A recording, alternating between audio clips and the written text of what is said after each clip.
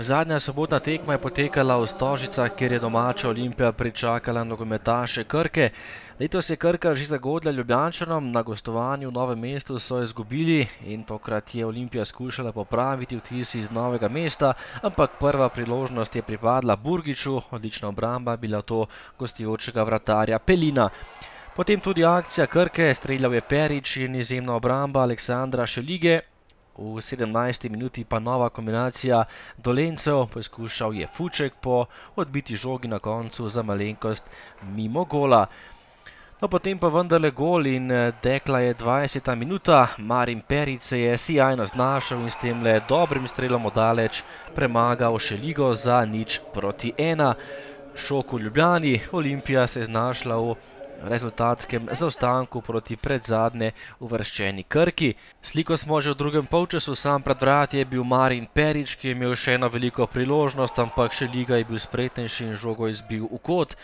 Potem pa 71. minuta, takole je žoga poskočila pred vrati Olimpije, slabo igrišče je botrovalo k temu zadetku, avtogolu Matiča in velika smola, lahko rečemo, za Aleksandra Šeligo, kot orisan, ki je zgrešil žogo in Krka je vodila z 0:2.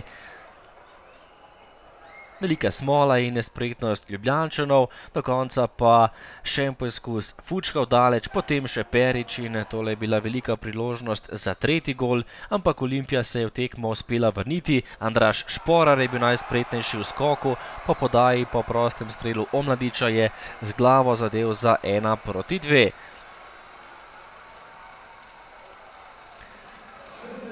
Ampak do konca ni bilo tistega pričakovanega pritiska Olimpije, temveč nekaj akcij Krke. Veliko prostora so imeli Novomeščani, najprej je streljal Perič, obramba Šelige, potem še strel po kotu Velbeka, oddaleč in še enkrat za las mimo gola, potem pa še sodniški podaljšek, nova izgubljena žoga Ljubljančanov, ki v obrambi tokrat nikakor niso blesteli. Fuček je prišel do nove priložnosti, streljal, a tokrat ni bil natančen in tekma se je končala s presenetljivim, ampak na koncu vendarle zasluženim rezultatom. Olimpija Krka 1:2.